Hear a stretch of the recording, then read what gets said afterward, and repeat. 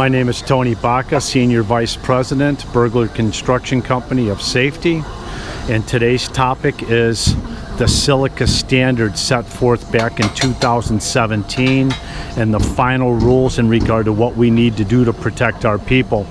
Now, if you notice that bump, bump, bump sound, that's the vacuum HEPA filters. We have a vacuum attachment to a diamond blade grinder.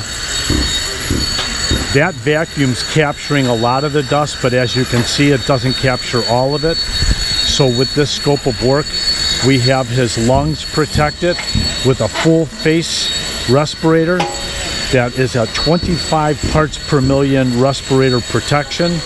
You can see he's got his hearing protection in, his hard hat, and the full face protects his eyes like a face shield. And there's a guard on that mini grinder.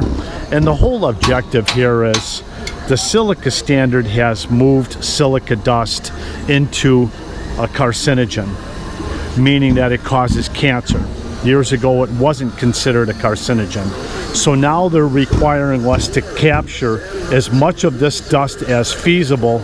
And if we can't capture as much as feasible due to wind or content of grinding, that's where the personal protective equipment comes in for this application. Now, we do grinding on multiple jobs, and what we're finding is our competitors and other contractors are not wearing full face respirators, they're not using the vacuums, they're not following the standard according to as written. Here at Burglar Construction Company, when you do an orientation and you're hired on, we make sure that you have the proper PPE and that we're using the proper tools and vacuums and or water and engineering controls that the standard calls for. And then in addition to this, now it's a very, very hot day here, Silica, a lot of the guys like to wear the Tyvek suits to keep that silica dust off their person.